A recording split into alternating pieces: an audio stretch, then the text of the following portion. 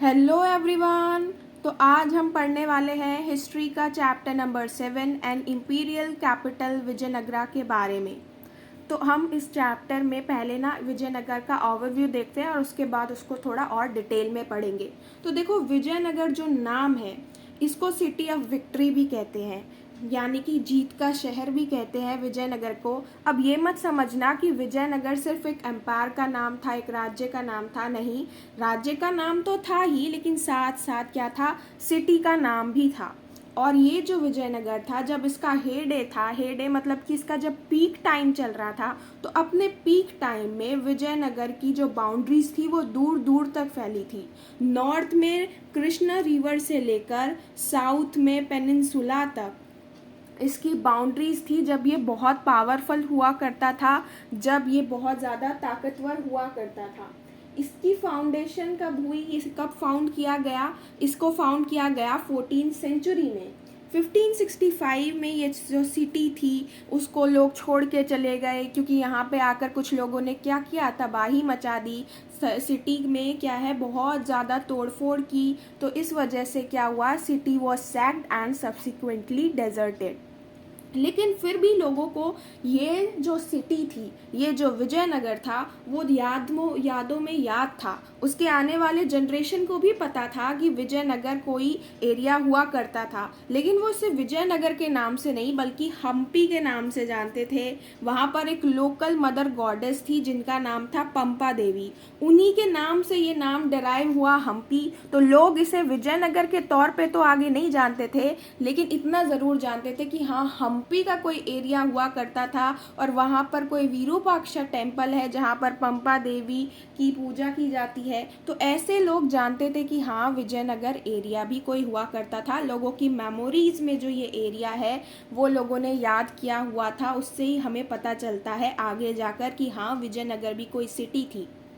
अब सोर्सेस क्या है जिससे पता चलता है हिस्टोरियंस को इस सिटी के बारे में? तो देखो, सबसे पहले ओरल ट्रेडिशन, लोगों ने अपनी यादों में जिंदा रखा है विजयनगर को, तो वो बहुत इम्पॉर्टेंट है। दूसरा, आर्कियोलॉजिकल फाइंड्स हो गए, मॉन्यूमेंट्स, बिल्डिंग्स हो गई, इंस्क्रिप्शन और भी बहुत सारे रिकॉर्ड्स हैं जिनकी वजह से हिस्टोरियंस क्या कर सके, फिर से रीडिस्कवर कर पाए विजयनगर एम्पायर को। तो ये तो एक छोटा सा ओवरव्यू था। अब इसको थोड़ा सा डिटेल में देखते हैं। द डिस्कवरी ऑफ हम्पी, तो हम इसके बारे में थोड़ा और डिटेल में देखने वाले हैं। तो देखो, ये जो हम्पी थी या फिर ये जो विजयनगर था, इसमें क्या हुआ था, कुछ लोगों ने आके तबाही मचाई थी, काफ़ी सारे एरिया में तोड़फोड़ की थी। लेकिन इसके रून्स को लोगों के सामने कौन लेकर आया, तो इसे लाइट में लेकर आए लोगों के सामने। जो इसने इसका ध्यान खींचा वो थे कॉलिन मैकेंजी, यानी कि कॉलोनल कॉलिन मैकेंजी जो थे वो ईस्ट इंडिया कंपनी के लिए काम किया करते थे। ये एक इंजीनियर थे और एंटीक्वेरियन थे। एंटीक्वेरियन मतलब कि जिन लोगों को एंटीक चीज़ें या फिर पुरानी चीज़ों में डिटेल होती है, उसको पढ़ते हैं, उसकी स्टडी करते हैं, वो होते हैं एंटीक्वेरियन। तो कॉलिन मैकेंजी भी क्या थे, एक एंटीक्वेरियन थे, एक इंजीनियर थे। और 1800 में इन्होंने इन सारे रूम्स को डिस्कवर किया और लोगों के सामने लेकर आए। और सबसे पहले यही इंसान थे जिसने सबसे पहला सर्वे मैप बनाया था इस साइट का। तो इतनी सारी चीज़ें उन्होंने की, लेकिन उनको इन्फॉर्मेशन कहाँ से मिली, उनको कहाँ से ये सोर्सेज मिले जिससे उन्होंने यहाँ के सिटी के बारे में पता लगाया? तो देखो, उनको इन्फॉर्मेशन, सबसे पहली और सबसे इम्पॉर्टेंट इन्फॉर्मेशन थी memories of priest of the Virupaksha temple. यहाँ पर एक विरूपाक्षा टेम्पल हुआ करता था, उसके जो प्रीस्ट थे, पुजारी थे, उनसे बातचीत कर कर, उनसे बात कर कर, उनकी यादों को जानकर, उनकी मेमोरीज को जानकर, या फिर उन्होंने जो वहाँ पे पुजारी थे उन्होंने अगर अपने पास में किसी से सुना होगा, अपने पूर्वजों से सुना होगा, तो उन सारी यादों को जानकर इन्हें पता चला था किसके बारे में, हम्पी के बारे में, विजयनगर के बारे में। तो पहली इन्फॉर्मेशन तो इनको यहाँ से मिली। फिर क्या हुआ, 1856 में ना फोटोग्राफर्स आ गए। उन्होंने यहाँ जो हम्पी का एरिया है, विजयनगर का एरिया, यहाँ की मॉन्यूमेंट्स की, बिल्डिंग्स की फ़ोटो खींचना स्टार्ट कर दिया। और उस फोटो को खींचकर क्या किया कि उस फोटो से स्टडी करने लगे यहाँ की बिल्डिंग्स की, मॉन्यूमेंट्स की, इसी विजयनगर एम्पायर के बारे में थोड़ा और डिटेल में जानने से। क्योंकि वो जानना चाहते थे, तो थोड़ा और डिटेल में जानने के लिए उन्होंने क्या किया, उस फोटो की भी स्टडी करना शुरू किया। और तीसरा क्या हुआ, 1836 में एपिग्राफिस्ट तक आ गए थे। एपिग्राफिस्ट कौन होते हैं, जो इंस्क्रिप्शन पढ़ते हैं। इंस्क्रिप्शन क्या, कि कोई हार्ड सरफेस एरिया में जैसे स्टोन वगैरह में कुछ लिखा हुआ है, तो ऐसी चीज़ों को जो लोग पढ़ते हैं उनको एपिग्राफिस्ट कहते हैं। तो ये एपिग्राफिस्ट आए और जितने भी इनको इंस्क्रिप्शंस मिले सबको कलेक्ट किया और उसका सबका मीनिंग पढ़ना, सबकी स्टडी करना स्टार्ट कर दिया। और फिर सिर्फ इतने ही इन्फॉर्मेशन काफ़ी नहीं थे, बल्कि और कोई फॉरेन ट्रैवलर आया है, वो जब विजयनगर एम्पायर था तब आया होगा, उसने कुछ लिखा होगा विजयनगर एम्पायर के बारे में, उन सारे अकाउंट्स को भी जुटाया गया, उनकी भी स्टडी की गई। और भी अदर लिटरेचर, चाहे वो तेलुगु में हो, कन्नड़ में हो, तमिल में हो या फिर संस्कृत में हो, सबको जुटाया गया, सबको कलेक्ट किया गया, सबकी स्टडी की गई। और ये थे सोर्सेज जिससे कॉलिन मैकेंजी ने पता लगाया था हम्पी के बारे में, विजयनगर के बारे में। अब दूसरा टॉपिक है रायाज, नायकाज एंड सुल्तान। देखो, अगर ट्रेडिशन की बात करें या फिर एपिग्राफिक एविडेंस यानी इंस्क्रिप्शंस की बात करें, तो हमें ये पता चलता है कि दो भाई हुआ करते थे, हरिहर और बुक्का। इन दोनों ने मिलकर जो है विजयनगर एम्पायर को फाउंड किया था। कब, 1336 में। अब जब इस एम्पायर को फाउंड किया था तो इसकी क्या थी, फ्लक्चुएटिंग फ्रंटियर्स थे। मतलब कि इसकी जो बाउंड्रीज थी, फ्रंटियर्स मतलब कि जो बाउंड्री थी वो कोई सीमित नहीं थी, कोई स्टेबल नहीं थी कि इतनी ही दूर है, ऐसा नहीं है, कभी बढ़ती भी थी कभी घटती भी थी। तो ये फ्लक्चुएटिंग फ्रंटियर्स जो थे, ये जो फ्लक्चुएटिंग बाउंड्रीज जो थी इसकी, उसके अंदर जो लोग आते थे वो क्या थे, वो डिफरेंट डिफरेंट लैंग्वेजेस बोलते थे और अलग अलग रिलीजियस ट्रेडिशन से थे। मतलब यहाँ पे ये कहना चाह रहे हैं कि विजयनगर के एम्पायर में जितने भी लोग आते थे वो अलग अलग लैंग्वेज बोलते थे, अलग अलग रिलीजियस ट्रेडिशन को फॉलो किया करते थे। और सिर्फ इतना ही नहीं, हम अगर नॉर्थ फ्रंटियर पर देखें यानी कि नॉर्थ बाउंड्री पर देखें, तो यहाँ का यानी कि विजयनगर के साथ में और जो राजा थे उनकी कंपटीशन चलती थी, एक तरीके से फाइट चलती रहती थी। जैसे नॉर्थ बाउंड्री पे आपको बताया सुल्तान्स ऑफ द डेक्कन, और उड़ीसा के रूलर जो खुद को गजपति रूलर्स बोलते थे, उनके साथ विजयनगर की क्या चलती थी, कंपटीशन चलती रहती थी। कई बारी फाइट्स भी हुआ करती थी। लेकिन वो क्यों फाइट किया करते थे, क्यों compete किया करते थे एक दूसरे के साथ? रीज़न था कि वो कंट्रोल करना चाहते थे फर्टाइल रिवर वैलीज़ को। तो वो फर्टाइल रिवर वैलीज़ को कंट्रोल करने के लिए, दूसरा रिसोर्सेज को कंट्रोल करने के लिए, क्योंकि वो एरिया जो था वो सी वाला एरिया था और सी के थ्रू क्या किया जाता था, ट्रेड किया करते थे, जिससे बहुत ज़्यादा पैसा आता था। तो सी वाले एरिया को, उस रिवर वाले एरिया को कंट्रोल करने के लिए, उससे जनरेट जो होते हैं रिसोर्सेज उनको पाने के लिए, अच्छा ट्रेड करने के लिए, पैसे कमाने के लिए, ये लोग क्या करते थे, आपस में कम्पीट करते थे, फाइट करते थे। लेकिन ऐसा नहीं है कि इनके बीच में सिर्फ फाइट्स ही होती थी, इनके बीच में जो भी इंटरेक्शन होता था उससे क्या होते थे, शेयरिंग ऑफ आइडियाज़ होते थे। मतलब आइडियाज़ भी शेयर किए जाते थे, ऐसा ही नहीं है कि सिर्फ फाइट में रह गए। जैसे आपको एक एग्जांपल दिया हुआ है आर्किटेक्चर का।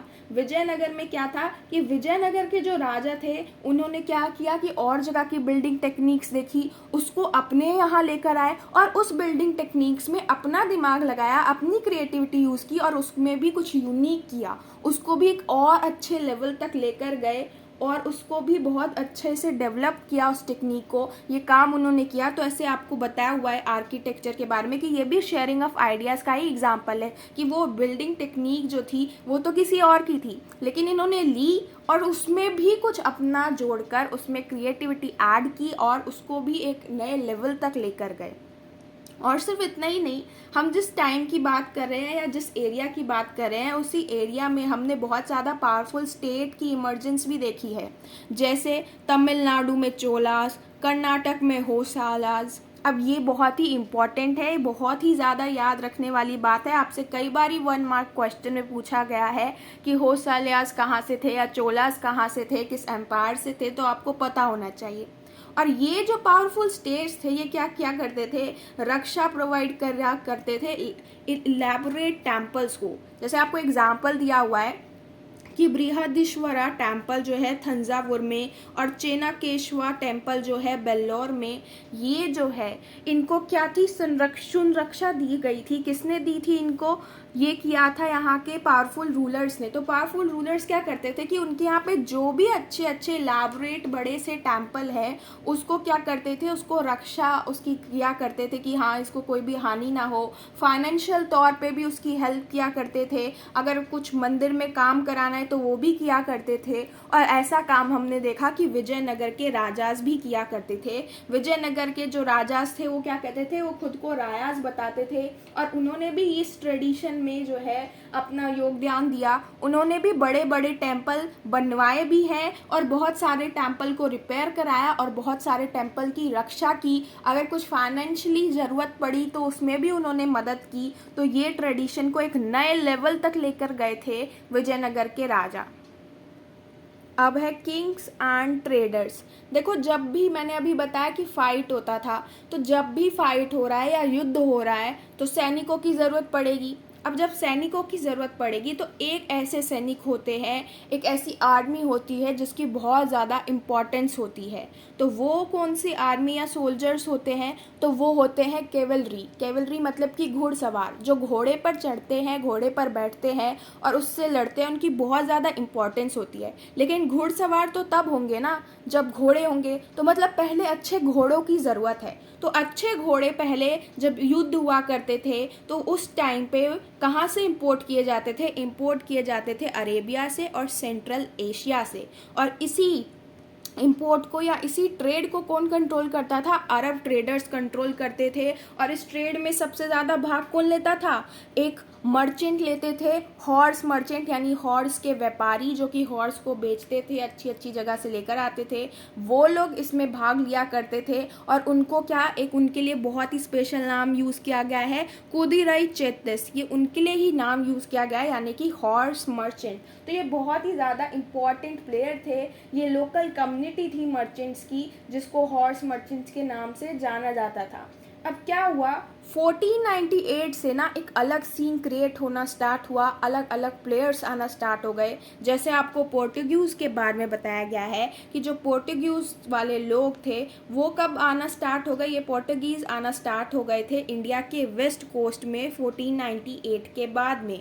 और इन्होंने क्या किया, अपने मिलिट्री स्टेशंस को बनाना या ट्रेड के जो स्टेशंस थे उनको बनाना स्टार्ट कर दिया। इंडिया के साथ ट्रेड करने की कोशिश इन्होंने की और ये इसमें कामयाब भी हुए, ये बहुत इंपॉर्टेंट प्लेयर बन भी गए। वो क्यों, इसका सबसे बड़ा रीज़न था उनकी सुपीरियर मिलिट्री टेक्नोलॉजी और यूज़ ऑफ मस्केट्स। देखो उनको मिलिट्री टेक्नोलॉजी में सुपीरियरिटी थी, यानी कि वो बहुत अच्छे से जानते थे टेक्नोलॉजी के बारे में, उसमें बहुत अच्छे तरीके से निपुण भी थे, अच्छे से काम करना जानते थे। तो जब उनके पास अच्छी टेक्नोलॉजी थी तो इस वजह से वो क्या हुए, एक इम्पॉर्टेंट प्लेयर बने ट्रेड में, क्योंकि वो उनके पास बहुत अच्छी टेक्नोलॉजी है। हर कोई अपनी सेना को जो है वो क्या करना चाहता है, स्ट्रांग बनाना चाहता है। इसलिए वो पोर्टुगीज़ से क्या करते थे, कुछ सामान खरीदते थे, उनके साथ ट्रेड करते थे। और स्पेशली उस टाइम पे पोर्टुगीज़ क्या करते थे, मस्केट्स का यूज़ क्या करते थे। मस्केट्स क्या है, एक लंबी बंदूक होती है। तो वो बहुत ही उस टाइम पे वो क्या थी, नई टेक्नोलॉजी थी और दूसरा बहुत ही अच्छी टेक्नोलॉजी थी। तो इस वजह से क्या हुआ कि पोर्टुगीज़ के साथ सबने ट्रेड करना स्टार्ट कर दिया और वो भी एक इम्पॉर्टेंट प्लेयर बन गए हमारे यहाँ पर ऐसा ही नहीं है कि सिर्फ और लोग अपने मार्केट्स के लिए फेमस थे। विजयनगर भी फेमस था अपने मार्केट के लिए, चाहे वो स्पाइसेस यानी मसाले में हो, कपड़ों में हो या फिर प्रेशियस स्टोन्स में हो। विजयनगर भी जाना जाता था अपने मार्केटिंग के लिए, अपने स्किल्स के लिए, अपने ट्रेड के लिए। इवन ट्रेड तो क्या है, एक स्टेटस सिंबल है। ट्रेड स्टेटस सिंबल मतलब कि ट्रेड बताता है कि एक पॉपुलेशन कितनी वेल्दी है, कितनी पैसे वाली है किसी भी जगह की। देखो अगर कोई एरिया है वहाँ पे सभी अमीर लोग रह रहे हैं तो यहाँ पे जनरल सा मानना होता है कि वहाँ पर सारी अमीर चीज़ें यानी कि महंगी चीज़ें बिकेंगी या फिर हाई वैल्यू वाली चीज़ें बिकेंगी, कुछ प्रीशियस चीज़ें वो बेची जाएंगी, क्योंकि वहाँ के जो लोग हैं वो अच्छी चीज़ें खरीदना अफोर्ड करते हैं और वो वही खरीदेंगे। तो वहाँ पर क्या होगा, अच्छे अच्छे गुड्स दिए जाएंगे, हाई वैल्यू गुड्स दिए जाएंगे, अलग अलग यूनिक चीज़ें वहाँ पर दी जाएगी। तो हमें पता चल जाता है कि हाँ यहाँ पर अगर महंगी चीज़ें बिक रही हैं तो यहाँ के लोग क्या है, पैसे वाले हैं। तो ऐसे ही ट्रेड के बारे में कहा गया है कि ट्रेड तो क्या है, एक स्टेटस सिंबल है। और विजयनगर एम्पायर में जो है लोग जो थे वो अमीर थे, लोगों के पास पैसा था, इसलिए वो क्या करते थे, अच्छे अच्छे हाई वैल्यू एग्जॉटिक गुड्स की जो है डिमांड करते थे। एग्जॉटिक गुड्स मतलब कि वैल्यूएबल गुड्स या फिर कह सकते हो वैल्यूएबल क्राफ्ट, इसकी डिमांड किया करते थे वहाँ के लोग कि हमें तो अच्छे गुड्स चाहिए, अच्छे क्वालिटी वाली क्राफ्ट चाहिए।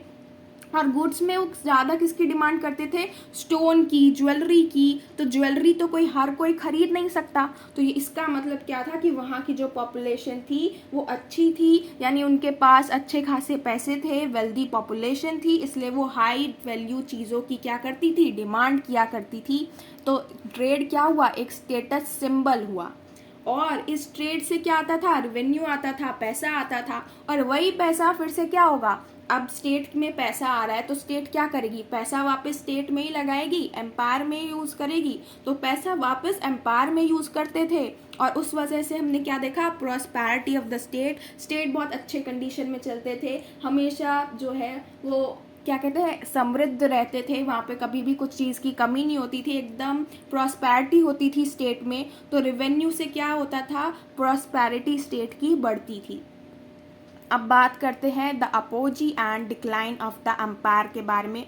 अपोजी मतलब कि पीक टाइम। तो हम देखते हैं कि इस एम्पायर का, विजयनगर का पीक टाइम सबसे पावरफुल कब था, विजयनगर, और उसका डिक्लाइन कब हुआ, कैसे वो टूट गया, कैसे वो कमज़ोर पड़ गया, उसके बारे में देखेंगे। अब देखो, जब भी हम पावर की बात करते हैं तो पावर किसके हाथ में होगी एक एम्पायर में, रूलिंग लीनेज के हाथ में होगी। देखो, अगर राजा है तो उसकी पावर को कौन क्लेम करेगा, उसके बाद उसके बेटे ही तो करेंगे या उसके फैमिली वाले ही तो करेंगे। और दूसरा और कौन कर सकता है, मिलिट्री कमांडर्स भी कर सकते हैं कुछ केसेस में, अगर वो रिबल करते हैं या फिर कोई राजा के बाद नहीं बचता है तो ऐसे लोग भी राजगद्दी संभालते थे। तो दो ही लोग थे जो पावर जो है ले सकते हैं। अब जब अगर हम विजयनगर की बात करते हैं तो यहाँ पर 4 डायनेस्टीज़ के बारे में हम बात करेंगे, जिसमें से बहुत इम्पोर्टेंट तुलुवास के बारे में, क्योंकि कृष्णदेव राय जिनका नाम आपने सुना होगा वो तुलुवा डायनेस्टी से ही आते थे। तो यहाँ पर सबसे पहली डायनेस्टी जो थी वो संगम डायनेस्टी थी, और इसने कब तक रूल किया, 1485 तक रूल किया।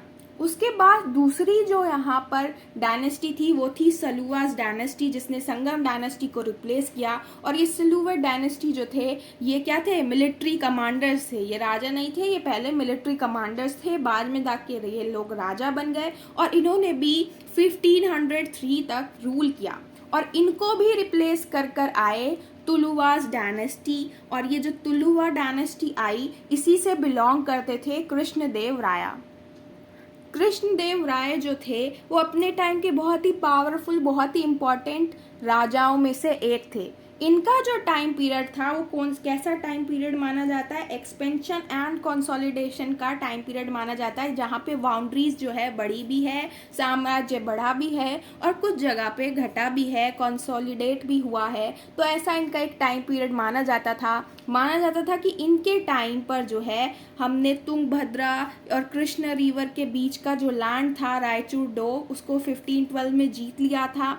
जो रूलर्स थे उड़ीसा उनको सबड्यू कर दिया था 1514 में। जो बीजापुर के सुल्तान थे उनको कई बारी हरा दिया था 1520 में। लेकिन ऐसा नहीं था कि बस फाइट ही फाइट चल रही है, अगर फाइट होगी तो अशांति होगी, लेकिन ऐसा नहीं था। देखो यहाँ पर क्या चल रहा था कि इनकी आर्मी जो थी कृष्णदेव राय की, वो हमेशा क्या थी, प्रिपेयर्ड रहती थी कि कभी भी वॉर हो जाएगा तो हम कर लेंगे, हम उसके लिए तैयार है, पूरा एकदम प्रिपेयर रहते थे। लेकिन फिर भी वहाँ पर क्या उनके टाइम पीरियड में माना जाता था कि बहुत पीस थी, बहुत शांति थी, बहुत ही प्रॉस्पेरिटी थी, यानी कि लोग शांति थे। हाँ, जब युद्ध हुआ करता था तो आर्मी जाती थी युद्ध में, और आर्मी हमेशा तैयार भी रहती थी युद्ध के लिए, लेकिन वहाँ पर क्या थी, शांति रहा करती थी, वहाँ पर पीस भी था और वहाँ पे प्रॉस्पेरिटी भी थी उनके एम्पायर में। कृष्णदेव राय ने क्या किया है, बहुत सारे अच्छे अच्छे टेम्पल्स बनवाए हैं और कुछ टेम्पल्स में गोपुरम्स भी ऐड कराए हैं। और क्या किया है उन्होंने, सब अर्बन टाउन जो है बनाया था विजयनगर के पास में, और किस नाम पे बनाया था, उसका नाम रखा था नागलापुरम। अपनी माँ के नाम पर उसका नाम रखा था, और क्या नाम रखा था, नागलापुरम नाम रखा था। अब क्या हो जाता है कि 1529 में जो है कृष्णदेव राय की डेथ हो जाती है। उनकी डेथ होने के बाद उनके सक्सेसर्स आते हैं, लेकिन उन सक्सेसर से जो है राजगद्दी ठीक से संभाली नहीं जाती, क्योंकि उस टाइम पे प्रॉब्लम क्रिएट करते हैं कुछ रिबेलियस नायकाज और मिलिट्री चीफ्स। ये जो मिलिट्री चीफ्स होते हैं ये बहुत ज़्यादा प्रॉब्लम क्रिएट करते हैं कृष्णदेव राय के आने वाले सक्सेसर्स के लिए, और इसीलिए क्या होता है कि हम देखते हैं कि अच्छे से वो लोग कंट्रोल नहीं कर पाते और बाद में जो है वो पावर शिफ्ट हो जाती है फोर्थ डायनेस्टी के पास। 1542 में आ जाती है फोर्थ डायनेस्टी और उसका नाम है अरवैदु डायनेस्टी, और ये कब तक रूल करते हैं? 17th सेंचुरी के एंड तक ये लोग रूल करते हैं। अब क्या होता है, सब कुछ सही चल रहा होता है, लेकिन 1565 में हम देखते हैं कि 1565 में रामा राया जो कि एक चीफ मिनिस्टर होते हैं विजयनगर के, वो अपनी आर्मी को लेकर बैटलफील्ड में जाते हैं, और इस बैटलफील्ड को, इस लड़ाई को जो है वो कहाँ पे होती है? लड़ाई वो होती है राक्षसी तंगाड़ी में, जिसे तालीकोटा भी कहा जाता है। इसमें कौन लगते हैं? विजयनगर वर्सेस सुल्तान हो जाता है कि एक तरफ तो विजयनगर है और दूसरी तरफ कंबाइंड आर्मी है बीजापुर, अहमदनगर और गोलकोंडा के सुल्तान्स की कंबाइंड आर्मी है, वो साथ में आके लड़ते हैं। तो अब वो साथ में आके लड़ते हैं तो क्या होता है?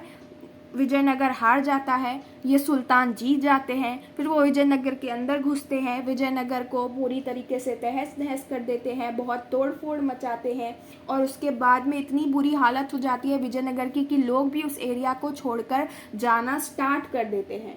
फिर हम देखते हैं कि अंपायर का फोकस जो है वो ईस्ट की तरफ जो है शिफ्ट हो जाता है, जहाँ से अरवैदु जो है वो रूल कर रहे थे, और वो कहाँ से रूल कर रहे थे? पेनुकोंडा से। लेकिन बाद में यहाँ से शिफ्ट होकर वो चंद्रगिरी की तरफ वो फोकस चला जाता है, जो कि तिरुपति के बगल में था। बाद में अरवैदु यहाँ से रूल करना स्टार्ट कर देते हैं। अब देखो, सुल्तान्स आए और उन्होंने क्या किया? यहाँ पर बहुत तबाही भी मचाई, लेकिन इसका मतलब ये नहीं है कि विजयनगर या फिर सुल्तान्स के बीच में हमेशा से दुश्मनी रही, वो कभी भी दोस्त नहीं रहे, ऐसा नहीं है। देखो, हाँ, वो हमेशा एक दूसरे के अगेंस्ट रहे, एक दूसरे के साथ compete करते रहे, उनके बीच में रिलीजियस डिफरेंसेस भी थे, लेकिन फिर भी उनके बीच में कुछ हद तक फ्रेंडशिप भी थी। जैसे आपको एग्जाम्पल दिया है कि कृष्णदेव राय जो है वो बहुत प्राइड लेते थे ये कहने में कि वो स्टैब्लिशर हैं यवना किंगडम के। अब ये यवना किंगडम जो है वो एक सुल्तान का ही किंगडम था, तो कृष्णदेव राय जो है वो इस चीज़ में प्राइड ले रहे हैं कि एक यवना किंगडम के वो स्टैब्लिशर हैं, और ये यवना किंगडम क्या था? किसी सुल्तान का ही था। तो ऐसे ही हमने देखा कि जो सुल्तान थे बीजापुर के, वो क्या कर रहे थे कि जब कृष्णदेव राय की डेथ हुई तो उसके बाद वो चाहते थे कि यहाँ पर स्टेबिलिटी हो विजयनगर में, इसलिए सक्सेशन डिस्प्यूट जो थे कि कौन राजा बनेगा, किसको राजगद्दी पर बैठना चाहिए, इसको सुलझाने का काम उन्होंने भी किया था। और क्या हुआ था कि ये जो सुल्तान होते थे वो क्या चाहते थे कि जो विजयनगर है वहाँ पे स्टेबिलिटी रहे, और विजयनगर में जो लोग थे वो चाहते थे कि सुल्तान का जो एम्पायर हो वो स्टेबल रहे, तो एक दूसरे की स्टेबिलिटी को चाहते थे। ये तो क्या हुआ कि रामा राया जो थे उन्होंने एक सुल्तान को दूसरे सुल्तान से लड़ाने की कोशिश की। एक दूसरे को लड़ाने के चक्कर में क्या हुआ कि तीनों सुल्तान आपस में लड़ने के बजाय तीनों साथ मिल गए, और उन्होंने क्या किया? रामा राया को हरा दिया, विजयनगर को हरा दिया। नहीं तो उससे पहले कुछ हद तक कुछ चीज़ों में फ्रेंडशिप हुआ करती थी इन सुल्तान और विजयनगर के बीच में। अब इससे अगला टॉपिक है रायाज एंड द नायकाज के बारे में, जो हम अगले वीडियो में देखेंगे। तब तक के लिए आप सब्सक्राइब कर सकते हैं मेरा दूसरा चैनल अभ्यास, जिसका लिंक मैंने आपको डिस्क्रिप्शन में दे दिया है। वहाँ आपको इंग्लिश और हिंदी का फ्री कंटेंट मिलेगा। तो मिलते हैं नेक्स्ट वीडियो में, तब तक के लिए बाय बाय।